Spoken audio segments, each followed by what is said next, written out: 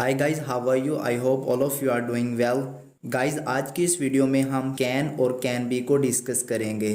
कुछ मंथ्स पहले हमने कैन और कुड के डिफरेंस को डिस्कस किया था।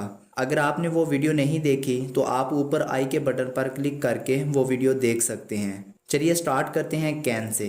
कैन को हम यूज़ कर सकते हैं पॉसिबिलिटी के लिए, एबिलिटी के लिए और फॉर्मल वे में बात करने के लिए और ऑफर के लिए भी। चलिए इनको एक एक करके डिस्कस करते हैं।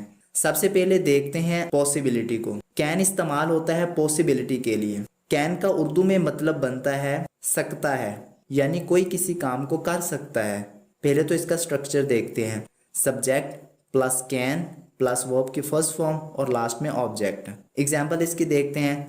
वो इम्तिहान पास कर सकता है। He can pass the exam. Can में आपको 90% श्योरिटी है कि हाँ ये काम हो सकता है। जैसे मे में 50% थी, माइट में 20% थी। एक और एग्जाम्पल देखते हैं। तुम इंग्लिश बोल सकते हो। You can speak English. Main मकसद कॉन्सेप्ट को क्लियर करना होता है। एग्जाम्पल दो दो ही बहुत होती हैं। अब देखते हैं कैन का अगला यूज़। कैन को हम एबिलिटी के लिए भी यूज़ कर सकते हैं और ये एबिलिटी प्रेजेंट की है, पास्ट की नहीं है। ये बात याद रखिएगा। पास्ट की एबिलिटी के लिए हम कुड को यूज़ करेंगे तो स्ट्रक्चर वही रहेगा। Subject plus can plus verb की फर्स्ट फॉर्म और लास्ट में ऑब्जेक्ट। एग्जाम्पल देख लेते हैं। एक बंदा है जो वेट लिफ्टिंग करता है और आप उससे पूछते हैं कि भाई आप कितना वजन उठा सकते हो, तो वो कहता है मैं 100 किलो वजन उठा सकता हूँ। यहाँ पर एबिलिटी की बात कर रहा है कि मुझ में एबिलिटी है 100 किलो वजन उठाने की। यहाँ पर हम कैन का यूज करेंगे तो कैसे बनेगा sentence? I can lift 100 kg।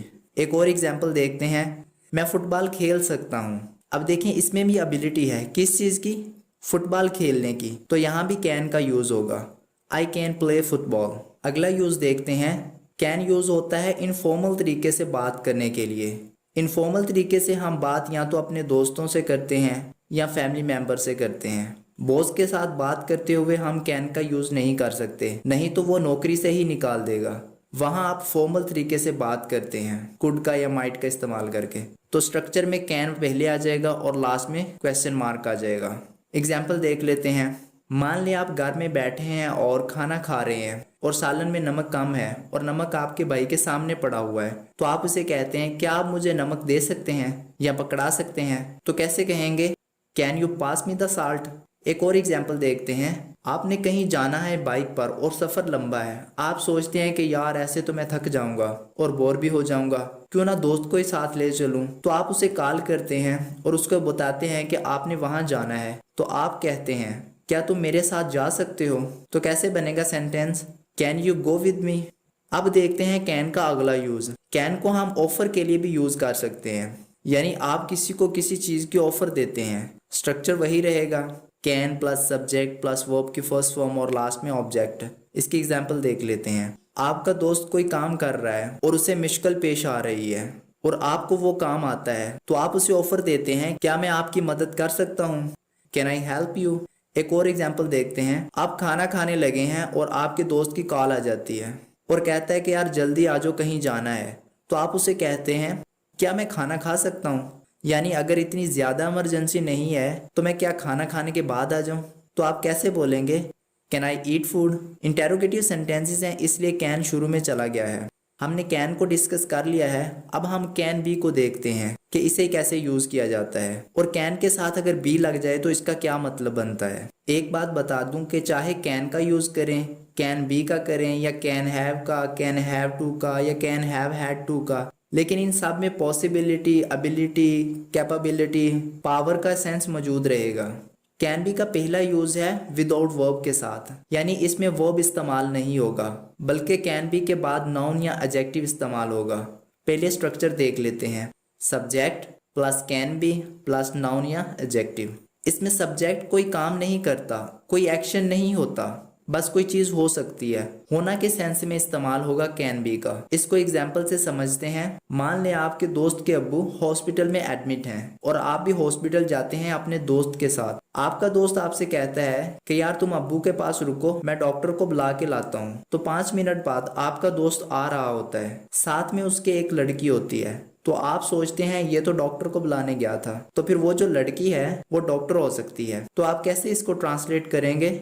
She can be a doctor. एक और एग्जाम्पल देखते हैं। मान लें कि आप और आपका दोस्त बाजार में जा रहे हैं और आप देखते हैं कि एक बूढ़े बुजुर्ग मस्जिद से निकल रहे हैं और उनके सर पर एक टोपी होती है और सफेद दाढ़ी होती है। तो आप उसे देखकर अपने दोस्त को कहते हैं वो ईमानदार हो सकता है, यानी कि उसके हुलिये से लग रहा है कि वो ईमानदार हो सकता है। तो आप इसको कैसे बोलेंगे इंग्लिश में? He can be an honest man.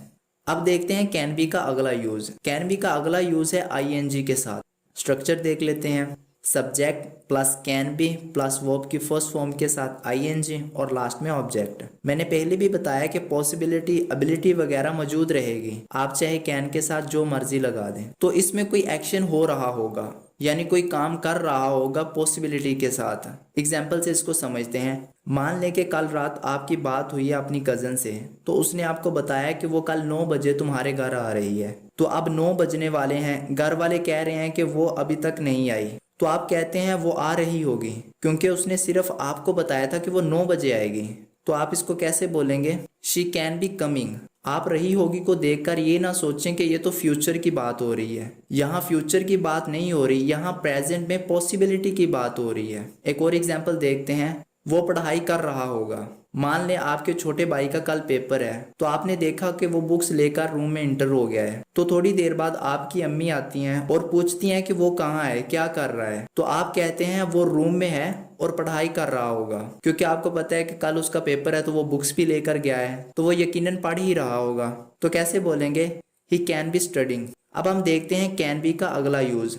Can be का अगला यूज है वर्ब की थर्ड फॉर्म के साथ। पहले स्ट्रक्चर देख लेते हैं। सबसे पहले ऑब्जेक्ट, उसके बाद कैन बी प्लस वर्ब की थर्ड फॉर्म, और उसके बाद अगर आप सब्जेक्ट दिखाना चाहते हैं तो बाय लगाकर दिखा सकते हैं। यहाँ पर हम कैन बी को यूज करते हैं जनरल पॉसिबिलिटी के लिए। उर्दू में इसका मतलब वही बनेगा जो कैन में बनता था, सकता या सकती। यहाँ पर जनरल पॉसिबिलिटी की बात हो रही है कि आमतौर पर ऐसा किया जा सकता है। कैन में वर्ब की फर्स्ट फॉर्म थी और इसमें वर्ब की थर्ड फॉर्म है। एग्जाम्पल से इसको समझते हैं। उसे चॉकलेट देकर भेजा जा सकता है। मान ले कि 7-8 साल की बच्ची है, तो वो कभी कभी स्कूल नहीं जाती, तो आप उसे फिर चॉकलेट देते हैं तो वो चली जाती है। तो इस तरह आप किसी को बता रहे हैं कि उसे चॉकलेट देकर भेजा जा सकता है। She can be sent by giving her chocolate. एक और एग्जाम्पल देखते हैं। इस तरह की स्टिक्स आसानी से तोड़ी जा सकती हैं। मान लें आपने आग जलानी है, तो आपके पास मोटी स्टिक्स पड़ी हुई हैं, तो आपका दोस्त कहता है ये तो नहीं टूटेंगी। तो आप कहते हैं इस तरह की स्टिक्स आसानी से तोड़ी जा सकती हैं, यानी पॉसिबिलिटी है। आपने पहले भी कभी ऐसी स्टिक्स तोड़ी होंगी, इसलिए आपको आइडिया है कि इनको तोड़ा जा सकता है, चाहे ये दिखने में मोटी हैं।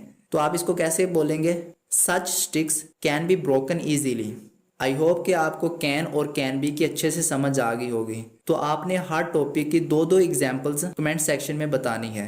आई होप ये वीडियो आपके लिए हेल्पफुल साबित हुई होगी। अगर ये वीडियो आपके लिए हेल्पफुल साबित हुई है तो वीडियो को लाइक और शेयर ज़रूर कर दें, और इसी तरह की नॉलेजेबल वीडियोज़ के लिए हमारे चैनल को सब्सक्राइब कर दें और साथ में बेल आइकन को भी प्रेस कर दें, ताकि हमारी हर नई आने वाली वीडियो आप तक आसानी के साथ पहुंच सके। मिलते हैं नेक्स्ट वीडियो में, तब तक अपना ख्याल रखिएगा।